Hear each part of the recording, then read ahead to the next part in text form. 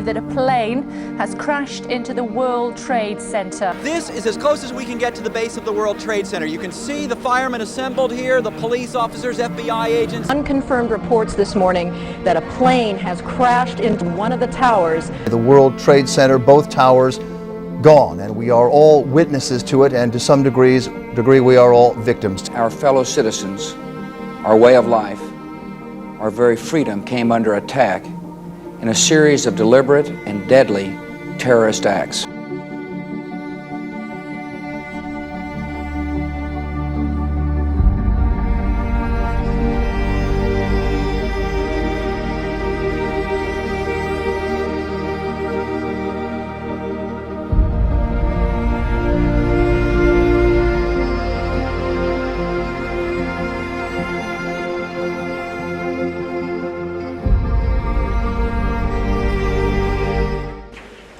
Okay, so September 11th is one of those events that happens, hopefully just once in somebody's lifetime, where you remember exactly where you were and exactly what you were doing.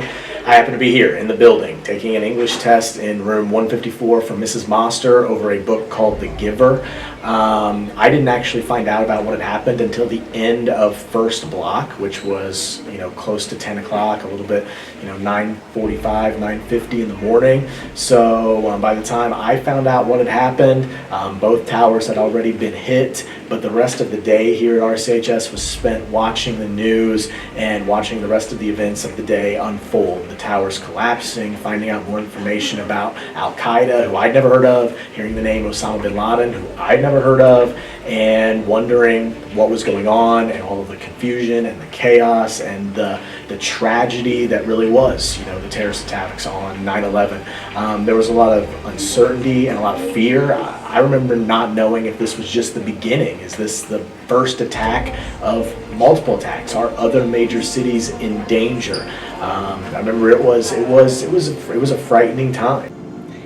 Well, 9/11 was kind of a really different day for me. I used to start out my day at the elementary at RES, and back in the day they used to have the TVs in the cafeteria, so I actually saw the first tower go down, and it was about time for me to come back over here, and no one here really knew what was going on yet.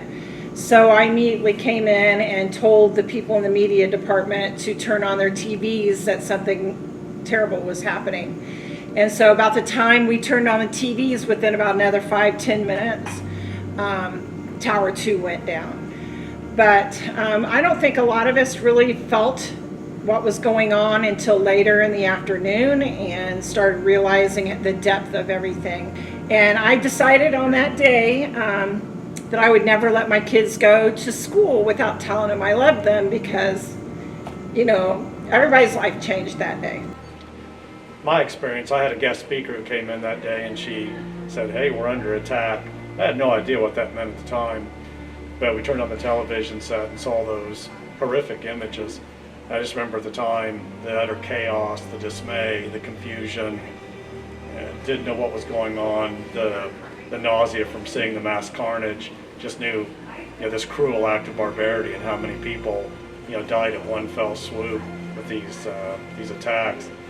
It was a strange day, and once we found out what happened, and then to figure out what kind of things we have to deal with from then on, some of the mistakes we made diplomatically and internationally after that, when we might have had I guess the world on our side, is a bit of a shame. I think we missed an opportunity there, but certainly that's a day that will live in infamy.